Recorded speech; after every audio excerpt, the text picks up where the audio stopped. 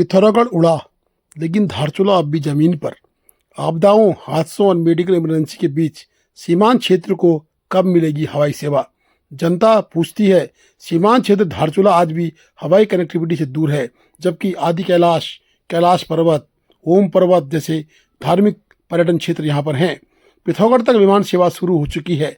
ऐसे में स्थानीय लोगों का दर्द अब सवाल बनकर सामने आ रहा है। आखिर कब तक धारचूला के लोग सड़क और जोखिम के भरोसे रहेंगे?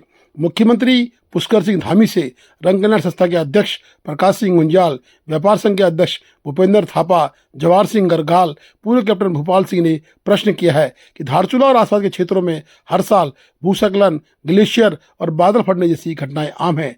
दुर्गम सड़कों पर दुर्घटनाएं होती हैं, घंटों घंटों तक फंसे रहने की मजबूरी। ऐसे हालात में समय समय पर मदद न मिलना बड़ी बड़ी घटनाओं को अंजाम देता है। गंभीर मरीजों को पिथौरागढ़ या हल्द्वानी पहुंचाने में घंटों लग जाते हैं। कई बार रास्ते बंद होने से इलाज तक पहुंचने से पहले ही मृत्यु होती है। गर्भवती महिलाओं और गंभीर मरीजों के लिए स्थिति बेहद जोखिम भरी है। अगर हवाई सेवा या हेलीकॉप्टर सुविधा हो तो कई कीमती जानें बचाई जा सकती हैं। अब देखना है कि जनता की गुहार मुख्यमंत्री कब तक सुनते हैं। देखिए, आज पिथौरागढ़ उड़ान पर बहुत खुशी की बात है। जिला पिथौरागढ़ में 42 सीटर विमान उतर गया है। मुनस्यारी हेली उड़ रहे हैं और नितांत आवश्यकता वाला क्षेत्र जो धारचूला है, सीमांत का क्षेत्र, धार्मिक आस्थाओं का क्षेत्र, पर्यटन के लिए अपार संभावनाओं का क्षेत्र, सड़कें दुर्गम, कभी भी आपदा, किसी भी वक्त मरीज या बड़ी परेशानी धारचूला का सबब है। हर वर्ष धारचूला में कोई न कोई नई मुसीबत आती है, लेकिन क्या सरकार धारचूला की जनता से मुंह मोड़ रही है या फिर जिला पिथौरागढ़ को सौगात देकर, तहसील मुनस्यारी को सौगात देकर धारचूला के लिए जनता की तरफ मुंह सरकार नहीं देख रही है? आज स्थिति यह है कि धारचूला की जनता भी उड़ान मांग रही है। उड़ान योजना के अंतर्गत धारचूला की सर्वे की गई थी। देखिए, धारचूला की सर्वे हुई। धारचूला के लिए गोठी में हेली सेवा के लिए, आर्मी के ग्राउंड में हेली सेवा के लिए राजस्व की टीमें गई, ड्रोन से शूट किया गया, काफी चीजें हुई, परंतु धारचूला के लिए उड़ान सेवा के अंतर्गत लिस्ट में नाम चढ़ाना शायद सरकार भूल गई है। मैं धारचूला का सोच को लेकर आपके बीच आया हूं कि धारचूला की सोच में भी उड़ान योजना होनी आवश्यक है। आपदाओं का क्षेत्र धारचूला मैंने पूर्व में भी आपको बताया, और सड़कें दुर्गम, आदि कैलाश क्षेत्र, धार्मिक पर्यटक आने के तैयार धारचूला, लेकिन हेलीकॉप्टर ग्राउंड होने के बावजूद धारचूला के अनेक दूरस्थ गांवों में हेली सेवा दी गई है। छोटे छोटे हेलीपैड बनाए गए हैं, आपातकालीन स्थिति में हेलीकॉप्टर उतर सकते हैं, परंतु धारचूला को उड़ान योजना के अंतर्गत सरकार ने अभी तक नहीं रखा। आखिर क्यों? क्या धारचूला के साथ सरकार का कोई राजनीतिक द्वंद्व चल रहा है, या फिर धारचूला का नेता, धारचूला का विधानसभा का नायक दूसरे दल का है, या फिर पक्ष विपक्ष की लड़ाई में जनता मारी जा रही है? यह भी एक सोचनीय प्रश्न है। जनता ने सोचना होगा कि सरकार आखिर धारचूला की उपेक्षा उड़ान योजना के अंतर्गत क्यों कर रही है। जब धारचूला में विकास के नाम पर करोड़ों के तटबंध बन सकते हैं, करोड़ों की दीवार सरकार दे सकती है, तो एक छोटी सी उड़ान योजना धारचूला को भी मिलनी नितांत आवश्यक है। दोस्तों, मैं आपके बीच में प्रश्न छोड़ रहा हूं, क्या धारचूला को उड़ान योजना मिलनी चाहिए या नहीं? जवाब आपने देना है, कमेंट आपके हैं, लाइक आपने करना है। अगर मैं सही बोल रहा हूं तो राजनीति से परे उठकर जवाब दीजिए कि आखिर धारचूला को उड़ान योजना क्यों नहीं मिलनी चाहिए, और मिलनी चाहिए तो कब तक मिलनी चाहिए।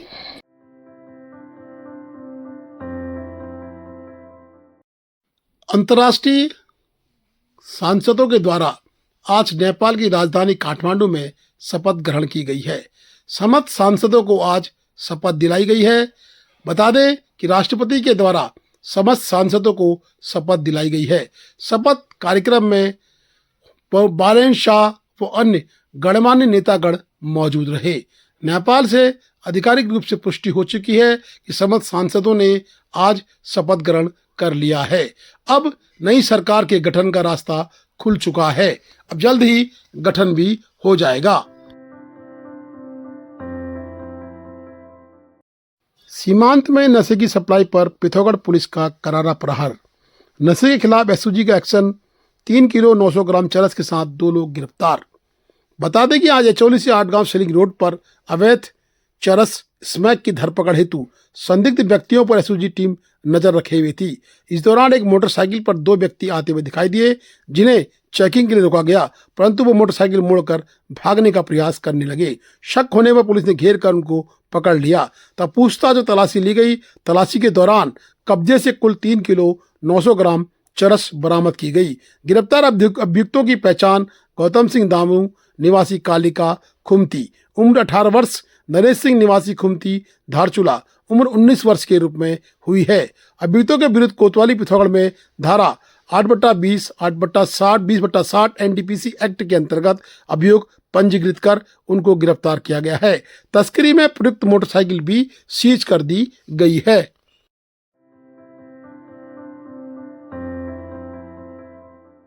मुख्यमंत्री ने किया देहरादून पिथौरागढ़ विमान सेवा का शुभारंभ। अलायंस एयर देहरादून पिथौरागढ़ के बीच संचालित करेगा 42 सीटर विमान सेवा। मुख्यमंत्री श्री पुष्कर सिंह धामी ने गुरुवार को जौलीग्रांट एयरपोर्ट पर देहरादून पिथौरागढ़ देहरादून विमान सेवा का शुभारंभ किया। इस मौके पर मुख्यमंत्री पुष्कर सिंह धामी ने कहा, रामनवमी के शुभ अवसर पर देहरादून से पिथौरागढ़ के लिए 42 सीटर विमान सेवा शुरू होने से पिथौरागढ़ देहरादून का सफर 1 घंटे में पूरा हो सकेगा। अब क्षेत्र के लिए जीवन रेखाएं बन चुकी है हवाई सेवाएं। लगातार हवाई सेवाएं मात्र एक परिवहन का साधन नहीं है, बल्कि जीवन रेखा बन चुकी है। दुर्गम और दूरस्थ अंचलों में आवश्यक सामग्री पहुंचाने से लेकर गंभीर रोगियों की त्वरित उपचार के लिए भी बड़े अस्पताल तक लाने में हवाई सेवाएं कारगर सिद्ध हैं। जिलाधिकारी पिथौरागढ़ ने दीप प्रज्वलित कर आज की हवाई सेवा का शुभारंभ पिथौरागढ़ में किया। पिथौरागढ़ में हवाई सेवा पहुंचने पर केक काटकर हवाई सेवा की जुड़ने से खुशियां मनाई गईं।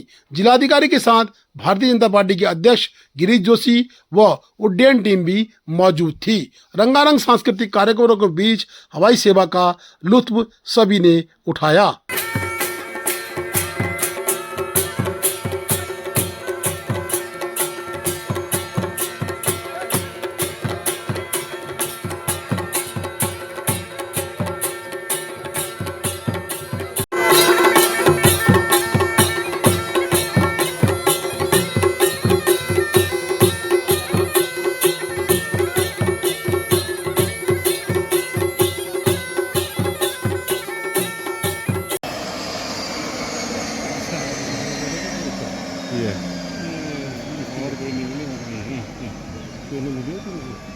पैसेंजर भी गलत आगे हुए तो भाई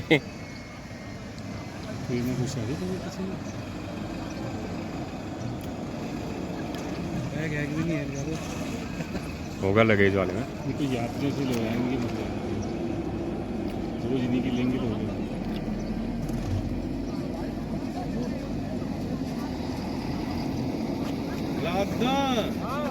इधर कहाँ जाओगे?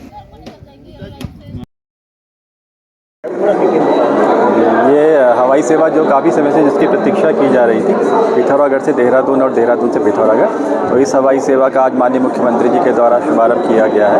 और अभी देहरादून से जो पिथौरागढ़ की जो फ़्लाइट है वो ऑन द वे है, थोड़ी देर में लैंड करने वाली है। तो ये सप्ताह में 3 दिन ये सेवा रहेगी। जैसे पहले दिल्ली वाला जो प्लेन आता था वो ट्यूसडे को, थर्सडे को और सैटरडे को था, तो वही इसका भी रहेगा देहरादून वाले प्लेन का। और 42 सीटर ये प्लेन है अलायंस एयरवेज का, तो उसी के द्वारा ये सेवा संचालित की जा रही है। और आज जैसे आप देख रहे हैं तो यात्री आज पहली जो फ़्लाइट है वो भी आई थिंक पूरी फुल है, तो काफ़ी अच्छा रिस्पांस इसका है और काफ़ी लंबे समय से लोग इसकी प्रतीक्षा कर रहे थे। और इसके लिए पिथौरागढ़ जनपद के लिए एक ऐतिहासिक क्षण है और जनपद को इसका अत्यंत लाभ मिलेगा, क्योंकि जो हमारा टूरिज़्म सेक्टर है, हेल्थ सेक्टर है, उसको इसका बहुत ज़्यादा लाभ मिलेगा। आप पहले देहरादून की फ्लाइट से आप आ रहे हो, कैसा लगा, कितना समय लगा, कितना आराम लगा? बहुत अच्छा लगा, बहुत अच्छा सफ़र काटा। जो हमारा 12-13 घंटे की दूरी थी वो 45 मिनट में कट रही है और हमें पूरा विश्वास है कि हमारे यहाँ के यात्रियों को अच्छी सुविधा मिलेगी। ये बहुत अच्छी सुविधा है। आप लोग अपडेट करिए क्या है? देखिए 9 नवंबर 2025 को MOU हुआ था उत्तराखंड गवर्नमेंट और एयरपोर्ट्स अथॉरिटी ऑफ इंडिया में, under the presence of honourable PM sir. अभी इसका विधिवत रूप से आज ऑनरेबल CM सर ने AI को ट्रांसफ़र कर दिया है। तो अब जितना भी एयरपोर्ट का जो रख रखाव, मेंटेनेंस, ऑपरेशन सब अब एयरपोर्ट्स अथॉरिटी ऑफ इंडिया करेगी। ठीक है, अभी तक हालांकि स्टेट गवर्नमेंट ने भी अच्छे से संभाला था, अभी अब हम कोशिश करेंगे और अच्छे से इसको करें, प्लस और एयरलाइंस के भी कनेक्टिविटी हम करेंगे, चाहेंगे कि और एयरलाइंस यहाँ से ऑपरेट करें। अभी आज की तारीख में मुंशियारी, अल्मोड़ा, हल्द्वानी, दिल्ली प्लस देहरादून आज स्टार्ट हो ही गई है।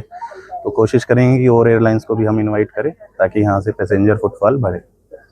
शुभ नाम आपका? Sandeep Yadav, airport director, Naini Sanjay. Please do like, share and subscribe DCL News.